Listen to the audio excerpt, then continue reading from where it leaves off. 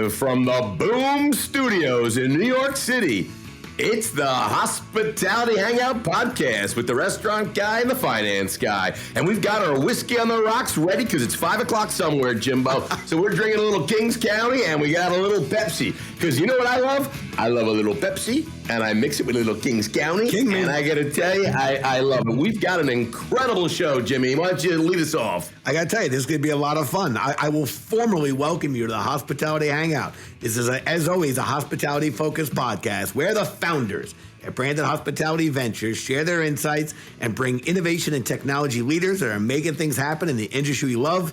My name is Jimmy Frischling, otherwise known as the finance guy. I'd like to introduce my partner, Mr. Michael Schatzberg, otherwise known as the restaurant guy. And thanks for that kind introduction, Jimmy. To all those listening, feel free to call me Shatsy. And together, we are the personalities behind Branded Strategic Hospitality. We work at the intersection of hospitality, technology, innovation, capital, and emerging restaurant brands. And we've got a great show. But before we start our show, Jimmy, I got to talk to you about something pretty important. Tell me. It's been on my mind. It's been on my mind, yes. And I got to talk to you. Okay, tell me. Labor is a big issue. Am I right? Very big.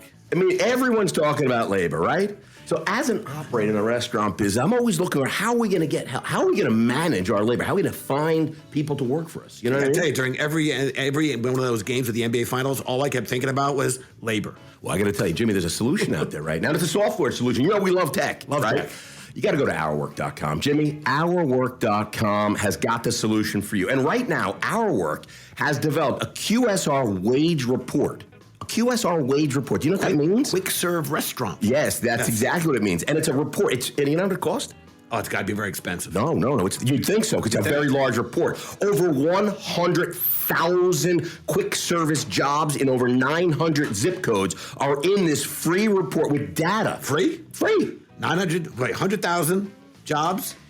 Let me start over again. Okay, so we've got a wage report from OurWork, okay? It features data from over 100,000 hospitality jobs and over 900 zip codes. And they put all this data in this giant report, and it gave on a silver platter for free. What's in this report? I don't know, Jimmy, but apparently people who've told me, they love it. We probably should read it. Somebody read it. Okay. A lot of people are reading it anyway. But it's free. And OurWork is so easy to use, Jimmy. It's software that can double the applicant flow and increase retention by over 30%. We love this. Do you know OurWork serves over 8,000 restaurants across brands like McDonald's? I've heard of them. McDougal's? Yeah, Trinity. Yeah, I got that one. Welcome to Queens. Oh, yeah. Domino's, just to name a few. Yeah. So listen, anyway, go check out QSRwages.com, QSRwages.com. Get your free report. And if you haven't already checked it out, and by the way, use code podcast. You get a huge discount on the free report. On the free report. You get a huge discount. You get a discount on free. That makes it even below free. They pay you to do the report, which is unbelievable. Anyway, Jimmy, go check out OurWork.com because we love Our Work. Let's get into the podcast, Jimmy. All right. Thank you, OurWork, for supporting us. And we appreciate everything you're doing for the industry. All right, let's go. Here we are. Today's episode, we have a very special guest, our friend, Mr. Rob Ertmann, CEO of Mo Bettahs. Let me tell you something. We're going to have a very good show with Rob. Shaz and I have had the privilege of dining and enjoying Mo Bettahs, and I got to tell you, it's a special and supercharged emerging brand. I love it. I love the rice. I love the rice. I love the chicken. I love the vibe. I love the whole vibe. And the dessert, that little dessert they gave, I forgot that little cake. Ohana. Special cake. Ohana. Is that what that is? Well, no, that's just, well, you know what? Why don't we're going to ruin the whole podcast. Watch this. I'm going to pretend to let Rob in, but pause, because before we let Rob jump in, we got to do our Trivia Tuesday. As everyone knows, our podcasts get released on Tuesdays, and we like doing Trivia Tuesdays. We're going to play our game, Two Truths, Two Youths, and a Lie. Two Truths and a Lie. Shatsy, you know how it works, but for our listeners, I'm going to give you 3 facts about our friend Rob. 2 are true, 1 less so. Okay, here we go. Fact 1. Rob has 4 sons, all who have the names starting with the letter X. 4 sons all have names starting with the letter X. Fact 2. Rob was married at the age of 19. Fact 3. I'm looking at Rob carefully on the screen to see if he has a tell. You're watching, yeah, watch out, Chad. You're trying to read your tell. Okay, fact 3. Rob has had a cup of coffee in every state in the U.S. That's a bold statement, by the way. It's a really hard one. That's a hard one, I got to tell you. Hard one. Okay, fact one, 4 sons, all named. I'm going to text Alonzo. I'll bet you he knows about his sons. Fact 2, Rob married age 19. Fact 3, Rob has had a cup of coffee in every state in the U.S. All right, you text Alonzo. I'm going to text Alonzo, say don't answer chats. Don't respond to chats. And now, remember, stay tuned to the end of the episode to find out the answer. And now, without further ado, and we appreciate your patience, Rob, welcome to the show. We're going to let you take the lead. Please introduce yourself and a little background, of course, on Mo Bettahs. Yeah, you got it. Hey, guys. Yeah, thanks for having me. It's nothing better than having a Mo Bettah day. So appreciate you guys saying it right, by the way. Let me start there. So many people love to start off and say, oh, more Bettahs. We're going to go to more Bettahs. No. Like, no. No. Mo Bettahs. Mo Bettah. So you guys got it. But yeah, no, look, I'm a restaurant guy. I've been doing this for a number of years. Like many of us got into the industry when I was a teenager.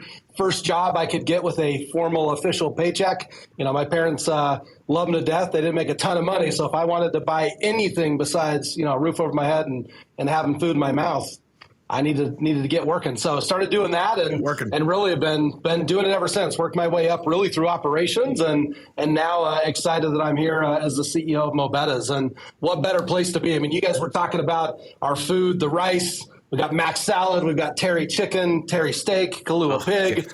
All food that we make, we try to make it as authentic and fresh as we can. We cook that chicken on an open grill. We marinate in-house. Our mac salad, I can't tell you the secrets, but let's just say it's a labor of love to get that mac salad made in our restaurants every single day and make it special. That's the secret ingredient, chat. That's always the secret ingredient. Love. I know. I got to tell you, a lot of people listen. Oh, go. Yeah.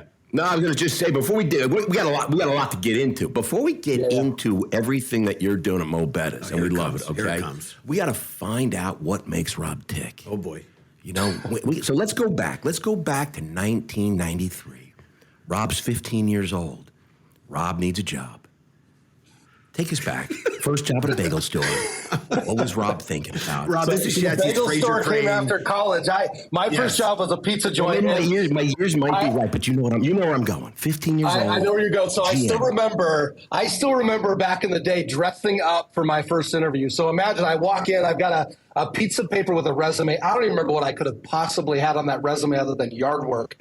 Or some things.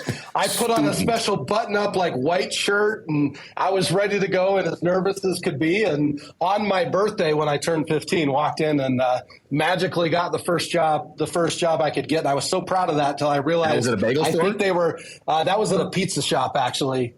Pizza shop in Bountiful, Utah. Funny enough, our first Mo Bettahs. Many years later, I wish I could say I was only 15 years old, or only 30 years old. But anyhow, right around the corner from our first Mo Bettahs was the first pizza shop I started working at. Very serendipitous. Yeah, it worked out well. Well, good word, chats. Well used, well placed. You know how I know that word? How do you know that? There was a movie I saw called John Cusack. Yeah, John Cusack. Yeah. I had to look up what it meant. Yes. Should we spend a moment talking about John Cusack? No, let's move on. All right, listen, Rob, longtime listeners know that we love, breaking news, okay? Usually Shatsy gets, the breaking news section, but clearly our producers shined on me a little bit, are affording me the opportunity. Ladies and gentlemen, we have real breaking news on the podcast today. Next week, Mo Bettahs will be opening store number Reggie Jackson. That's 44, baby. Store 44 on the exact anniversary of their 15th year of business. When Rob started working with Mo Bettahs, talk about a fast pace. I meant to say great pace, fast path to expansion, doubling Mo Bettahs store count in 24 months. Outrageous. All right, Rob, that's big news. Store number 15. Can you share more about the growth plans for the company, and certainly congratulations on store 44? Yeah, no, it's exciting, and I feel like the team. Not for me. I mean, I think it's probably only exciting for me to know that we've doubled the company since I joined 2 years ago. But yeah, it's been an exciting journey going from when I first got here. We were just in Utah and Idaho. We've now opened up in the Dallas market. We're in Oklahoma City. We're in Kansas City, both Kansas and the Missouri side, and the growth's going to continue. So later this year, we'll be out in Vegas. I'm actually getting ready to hop on a plane and go back out to Texas. But I'm not going to Dallas. I'm going out to Houston. We're going to start, looking out in that market, and we'll be in Phoenix early next year as well. And I think that's just scratching the surface of where we think we can take this food. People don't know what Hawaiian barbecue is. I think that's what I wanted to talk a little about, Rob. Yeah, because I think that what's unbelievable is, look, you know what? Mo Bettahs is an emerging brand. They got 44 stores right now, just celebrating their anniversary. But every restaurant's got to start with one, Jimmy. Got to start with one. You got to start with one store. So at some point, there was one store. Share a little bit about the foundation and the beginnings of Mo Bettahs, like you were talking about, because I remember meeting the founders. And they talked about, I know they spoke at a conference, I forget what, but they talked about how Mo Bettahs really, it's about the backyard barbecue and the Hawaiians, and they sit in the backyard, the family, the friends and neighbors all come over. Talk a little about that and how that translates to your growth strategy now. Yeah, totally. Well, I think, look, people hear Hawaiian barbecue and I think they think exotic and they're not sure what the flavors are, but really, truly, it all comes from how flaming people dancing around in Hawaiian skirts and things, and pigs roasting and things. You've been to the Sheraton in Waikiki, then, so that yes, that's what I think. Our founders actually did not grow up in Waikiki. They actually grew up in a town called Kaneohe on the other side of the hill on the island of Oahu. So really our restaurant is based on the experiences from them growing up on the island. Our two brothers, Kimo, Kalani, Mac, and the food we serve is what they grew up learning from their mom, from their aunties, and they learned how to cook this food that they would bring people together and gather in the backyard. Or, they have a lot of space in Hawaii. Homes are expensive, so they'd gather outside, and that's why our restaurants kind of look the way they do, is this homage to how they would gather outside and they'd cook rice, mac salad. You have a grill, you can do it anywhere. Cook up the chicken, and what's funny is Kimo talks a lot. You know an amazing house in Hawaii? Magnum PI. Magnum PI. Yeah. Remember his house? He got a great spread. He didn't own that house. He just worked there. Filmed there? Well, no, I think he just worked there. It was that other guy owned the house. But he had a great spread. So I'm picturing that. Am I totally off base? That's what I'm picturing. Rob and Sheridan, you went Magnum PI. Should I go Brady Bunch episode? That Brady Bunch episode was good, Jimmy. That's where most of my Hawaii knowledge comes from. Yeah, they jumped the shark with that trip. They jumped the shark. All right, sorry. Let's get back to Mo Bettahs. When you think of any experience growing up in Hawaii, Magnum PI is probably the right thing. Really, tin roof shed. Or the Brady Bunch. Tin Roof Shed is the centerpiece of our restaurant, and that's the kind of place they were eating under was Tin Roof Shed. But they bring people together and gather and cook it. And to this day, our founders cook this food at home. It's stuff I can cook. I can cook in my house. I have to know how to cook it. But it's not fancy food, but it's good, down to earth, home cooked meals. And the place was packed, and we did not leave hungry. No, it's really special. No. I'll tell you, in the north, particularly in the northeast, the word barbecue is really more of an adjective. Like we say, barbecue chicken. We say, barbecue, hamburgers and hot dogs. Barbecue. We're going to barbecue some burgers. We're going to grill meat. Basically, I got to tell you, when we enter Mo Bettahs, barbecue is a freaking noun. You're getting Hawaiian barbecue. Yes. And you're right. It is really something spectacular and I guess so flavorful. But look, I'm going to keep mentioning the word because we're going to stick with this Hawaiian theme of ohana. Ohana. Ohana is the Hawaiian word for family. Okay? And by the way, anyone who has ever received an email from me, anyone who works in the restaurant business, you know that to succeed in this industry, it takes a family to drive it forward. And at Branded, I always say it takes a village because similar to how my mom spoke about my son at his wedding, it took a village to raise that young man. It takes a village to truly succeed, I would say, in any business, but let's stick to raise you probably a lot more than a village. Probably a city to raise you. It's a small city, a large city. Okay, but at Mo Bettahs, you embrace and you truly take ohana to that, kind of that serious level. So bringing up this, this important member of your family and Mo Bettahs family, the ohana, the village. Let's talk about Savory Fund, okay? And great, by the way, shout out to our friends, Mr. Andrew Smith, Mr. Orlando Contaneda, both guests on the podcast previously. But can you share a little bit more? Rob said they never come back either. And Rob is already I'm never coming back. I'm a one and done. Yes, one and done. No, okay, but Rob, can you share a little more about the relationship with our friends at Savory?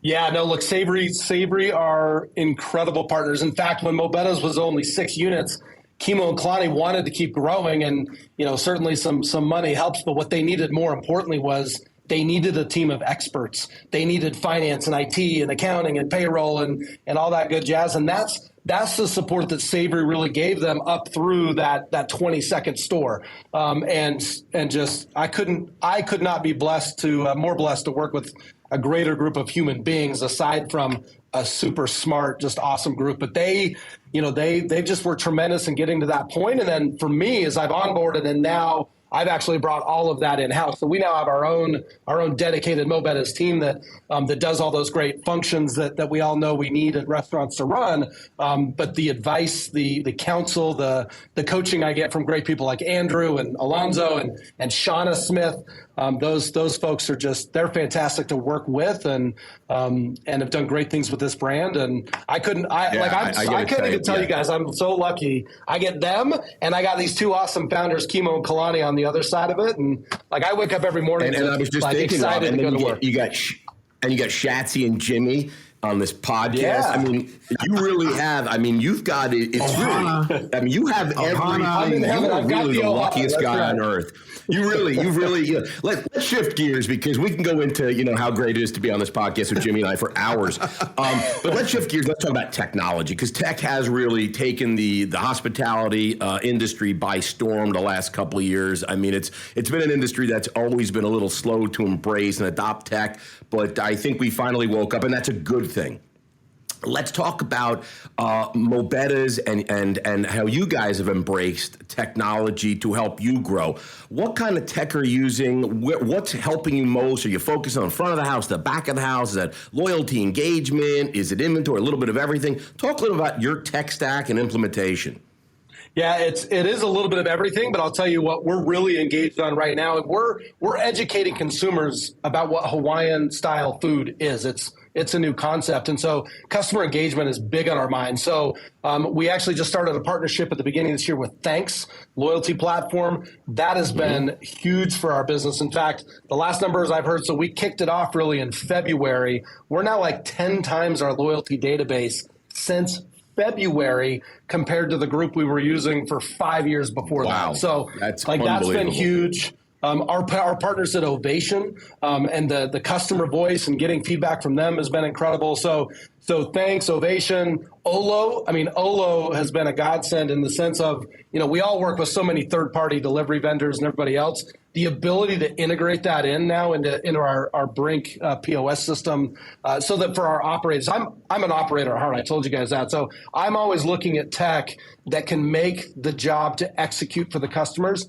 better. Thanks has done that. Yep. Ovation has done that. And then having a partner that can integrate anything direct into the POS, those have been the big things we've been doing. I mean, there's so much technology out there for cost management and everything. I think if you focus on the fundamentals there, like we're in a good spot on there. We've been investing in customer outreach and improved execution. That's awesome. I love all that. And by the way, special shout out. I heard Rob say thanks. Our friend Zach, Ovation. Our friend Zach. Is it the same Zach or different Zach? Different Zach, spelled differently, but still Zach. Olo, Mr. Glass, Noah, and poor Brink. There we have our friends that eat. So by the way, just between you, me, and our producers, please send a short note. We want this segment sponsored by Thanks, Ovation, Olo, and poor Brink. Yes. Just trying to help you guys out. More revenue. It's all good. It's all good. Listen, anyone who knows me knows I pride myself on trying to be as unfiltered and direct as possible.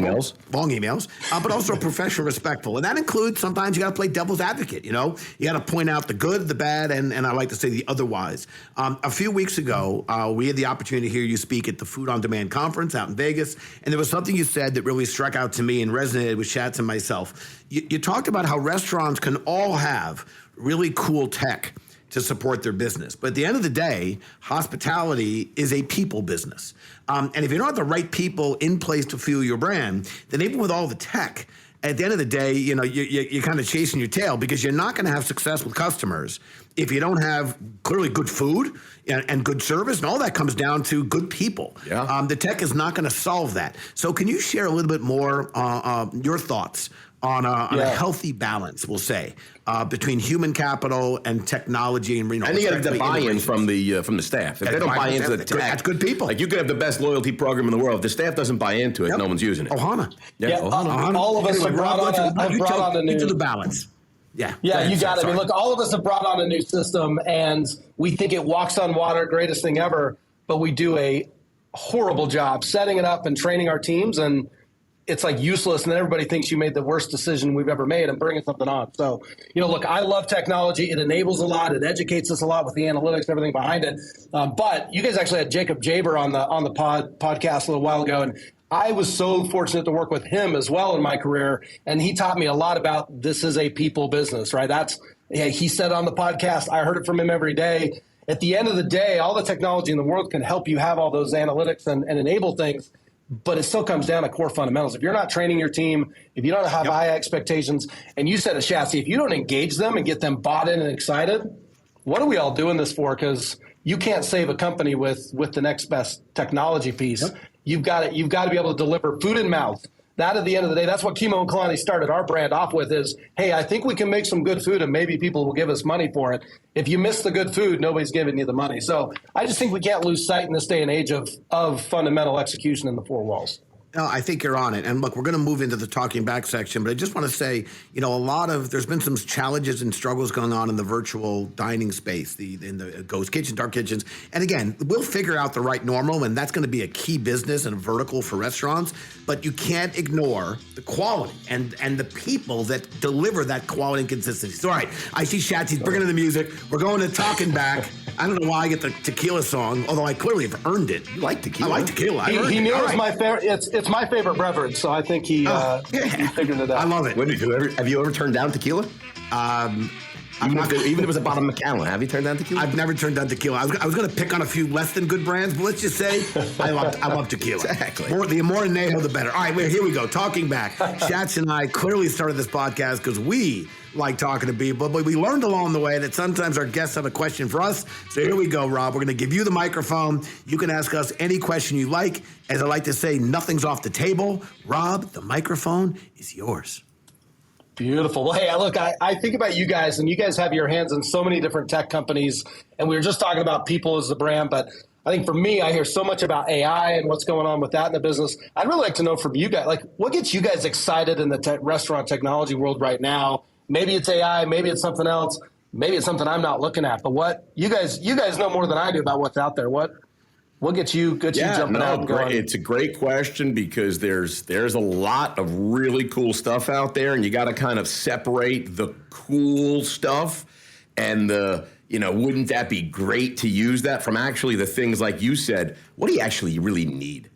So there's a lot of cool stuff out there, and that's exciting because for Jimmy and I, we like to look a little bit down the road also because you want to see what is happening. It may not be right for our restaurants to embrace right now, maybe a little too early, but we like to see it. So I am still really excited about watching the evolution of robotics and automation coming into our industry. It has been an industry that I think the most automated things that we've had probably was the dish machine, probably. I think that's called a dishwasher. The dishwasher, the French, that's the French.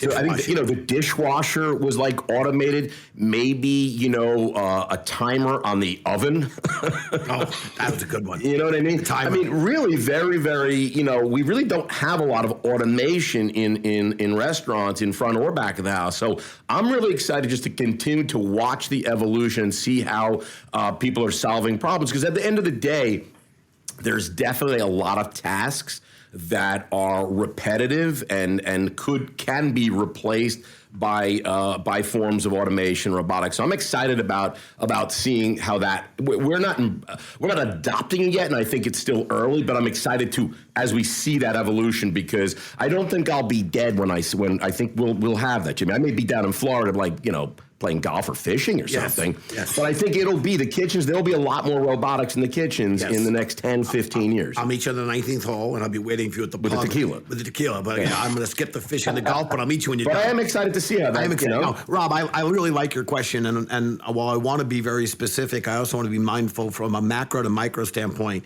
I get most excited when I see a technology that, and our process, our investment process, the top of the funnel for us is the subject matter experts. They keep guys like me in the finance and the investment team away from deal selection because we're too likely to kind of apply a mindset and project things that don't actually connect with that operator who's in there running stores day in and day out, and this is a very fragmented industry. So when the operators team sees something that's really cool, and then the investment team agrees from the way in which the investment team looks at things, and then we deliver it to our hospitality network, and there's joy and success, truly. I mean, you mentioned 4 companies that are helping Mo Bettahs. Those are, to me, the most exciting thing, and then where I get a high is when we triangulate among the technologists, among the operators, and among the guests. And the tequila. Okay? And the tequila. But if we get those 3 right, operators see value, the technologists can deliver, and the guests see value, we've done the right thing for the operator. And there's so many companies doing that. But I'll simply, without naming names, I'll simply say when that trifecta is, that box gets checked and all parties feel they're winning, that is where I get the biggest high on this business, and clearly doesn't hurt not to have some tequila in me when I'm getting that, when I'm enjoying that buzz and getting high. There you have it. Okay? Jets, we done now? Is that it? Yeah. Oh no, what is that? Steve Harvey, cool it with your cease and desist letters. We're going to keep using the music, baby. Whoa, Jimbo, it looks like it's time for the food service feud. Oh, my goodness.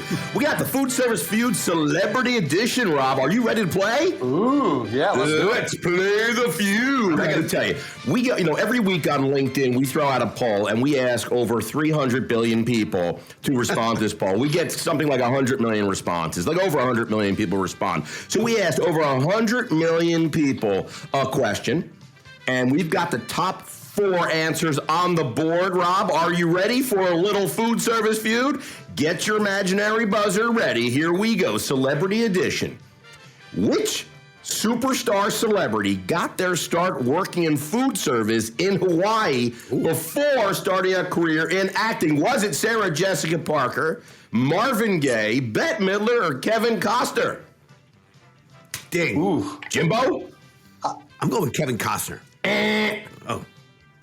Rob, you can steal, and the family. I said Kevin Costner. I don't know, and the family and the Mo Bettahs family can steal and win God knows what. You didn't say any of the ones that I when you said this, I'm one of those is actually right. It's either Sarah Jessica Parker, Marvin Gaye, or Bette Midler. Let's go Bette Midler. Ding, ding, ding, ding, ding. Rob Ertmann, he knows his Hawaiian heritage. And my goodness. He knows what's going on. Bette Midler. Bette Midler, this famous singer, actress, songwriter, entertainer. National treasure. National treasure, Jimmy, at a Polynesian-themed nightclub in Honolulu called the Blue Max before her rise to fame in Seinfeld in the softball episode. Yes, right. Yes. And let me tell you, if Bette Midler, if she had been using ourwork.com, she may never have been the national treasure she is today. I got to tell you, you know what? I guess thank God for us, we didn't have Our Work then, but we have Our Work now. Ourwork.com. There you go, Bette Midler. You know what? I'm a big fan, longtime fan. All right, here we go. Remember at the top of the show, we were playing our Trivia Tuesday, 2 truths and a lie. All right, here were the 3 factoids about our friend Rob. 2 are true, 1's false. Remember, fact 1, Rob has 4 sons, all of whom have names that start with the letter X. Fact 2, Rob was married at age 19. Fact 3, Rob has had a cup of coffee in every state union in the U.S. of A. Shatsy, I got to tell you, this is a tough one. Rob gave no hints, no tells. No. I have my opinion. I'm going to guess after you. I think Rob was married at 19. What do you think? I'm going with that. I think that's a yes. He's a young man. He was working and he was out there. Wait, you know what? When you start working, you fell in love at that bagel store. Immediately, eyes connected. Bagels are being made. You were allowed to do that then. Yeah. Now, not so much. Yes, he fell in love with that bagel store very early on. I think that's a yes. I think that's a true. Now, the 4 sons with the letter X, I mean, that's a coveted letter in Scrabble. Yeah, that's tough to make words. Tough to make words. Who could make people's names? 4 names. I don't think you can. But meanwhile, the number 3, a cup of coffee every state. Have you been every state? No, I've been every state. I've never been every state. That's unbelievable. All right, what are you gonna do? You know what? All right, I'll go with his sons, and we'll have, his sons. He's got X's. I'm saying that's a falsehood. I'm going It's with crazy. I'm saying he has had a cup of coffee in every state of the USA. Shatsy went 1 and 2. I went 2 and 3. Rob, what do you got for us? Yeah, so look, I have drinking a lot of coffee in my life, especially working, but I'm in Utah, so, being married at 19, having 4 kids is kind of the norm, and actually maybe I don't have enough based on Utah standards, but they are all named with the letter. You're with the letter. You're not too shy, from what I understand. Hold on. Exactly. Don't interrupt them. He's telling you the winner. Go ahead, Rob. They do all have letter. They're all named with the letter X. So what got us on that? Now try and name them. Try and name them. Ooh, yeah, I got Xander, Zane, Xavier, and Zachary. So we cheated a little on the last one, but we still made it work. But coffee, now I have an admission, though. I need to have a cup of coffee in every state. That's my next goal. Shatsy, once again, respect. You're very good at this game. I got to tell you. I nailed it again. I'm so excited. All right, listen, that was great. We're going right to the quick fire, Jimmy. We got the quick fire July 4th edition. Rob, I'm going to ask you 5 lightning round questions. Don't think too hard. First answer comes to mind. Are you ready? Branded Quickfire, July 4th edition, the greatest segment in all of podcasts according to Nielsen ratings. Yeah, Joe Rogan wants to debate you on this. He can if he wants, so I'm here. Debate you. Okay. Fireworks or firecrackers? Fireworks. Yes. Where are you getting dinner from tonight, Rob? Ooh, I told you I'm going to Houston, so I'm hoping to stop by Pincho. They're opening up their new location there. Right. I'm hoping my friend Otto will serve me a burger over there. Pincho, good burger. Yeah. What's your favorite food city in the world? Pizza, I think, has got to be my number one after Hawaiian style food, of course. Okay, it's not a city, but it's a good food. That's good food. I missed the city. I'm sorry. Yes. Food scene, Chicago. Chicago for me is the food scene. Okay, so Chicago deep dish pizza. Chicago deep dish pizza. I got to tell you, Chicago's now it's got a number of mentions as the favorite food city. Respect. Yeah, I got to tell you. Where's your favorite place to travel? Ooh, I like to. I just got back from Australia and New Zealand. I like to go everywhere. I don't like to repeat, so I don't have a favorite place. I just like to keep going back. You just keep going. I love it. I've never been there. I got to get over there. Jimbo's been to Australia. All right, here's where it gets a little tricky and challenging. If you were to challenge Jimmy or I to a rock climbing competition, who do you have better odds of beating? I mean, who can climb rocks? Who can climb mountains in Utah better, Jimmy or Shatsy? That's a tough one, I got to say. Ooh, I think I'm going to beat Jimmy's got the special shoes, too. I think Shatsy's going to be so busy sort of talking to whoever else is around at the bottom that I'm going to get a nice head start.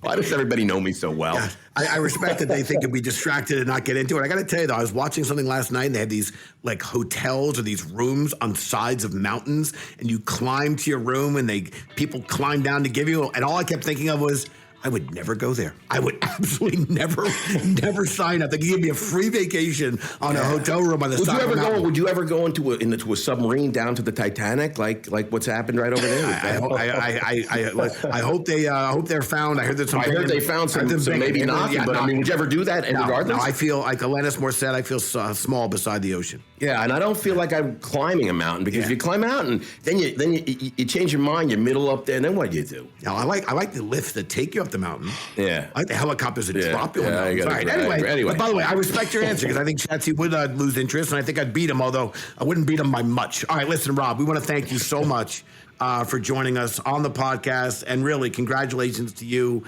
the entire team at Mo Bettahs, your partners and friends, your ohana at Savory. We're big fans of what you guys are doing, and we continue to enjoy and champion, and we look forward to hopefully seeing you out at Restaurantology, the great event that Savory organizes. Excited about that. Also, to any of our listeners, if you want to get in touch with Rob directly, you can email the podcast team at podcast@brandedstrategic.com. We'd be happy to make the connection for you. And finally, to our listeners, we always want to thank you so much for tuning in.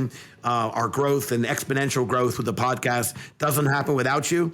And it doesn't happen without friends like our work and some of the other fun corporate friends we have signing on board. Yep. But again, sincerely, thank you for continuing to listen and check us out. And we'll continue to do the best we can to have some fun, bring on great guests like Rob, and certainly try to give you some information on this industry we love. So, Rob, thank you so much. This is Jimmy Frisching, your finance guy, passing it back to my boy Shatsy to close us out. Thanks, Jimbo, and thank you, Rob. Hey, what's the, if they want to check about where the Mo Bettahs closest to them, is it mobettas.com? MoBettahs.com. Just put in your address. So check out MoBettahs.com and find the closest Mo Bettahs to you. Let me tell you something. Go there, pick up, order in, take out, whatever it is. But let me tell you, you will not be disappointed. Good is delicious. Jimmy, I got two other things I want to say before closing out. Two. Let me tell you something. We've got a great weekly update. It's called the Hospitality Headline, hospitalityheadline.com. Go subscribe. I got to tell you, you think Jimmy's emails are long? Wait till you check out the newsletter. The Hospitality Headline will keep you engaged all weekend long. You start at 6, 7 o'clock in the morning reading it, and you can continue through. By Monday, you will be done reading it. But in all seriousness, Jimmy weighs in and really gives some great opinion pieces and really a lot of great content on the Hospitality Headline. So check that out. Also, I got really big news, breaking news. Jimbo, I always kid about nobody listens to the podcast. We just got our numbers in. We are now at over 50,000 listeners a month. 50,000 listeners. 50,000? I mean, listen, they're going great. They're all outside. I mean, 50,000 listeners a month. So thank you, everybody, for listening. Thank you, Rob. Cheers, everybody. Cheers, guys. Thank you. Mahalo. Thanks, guys. Mahalo. Ohana, mahalo.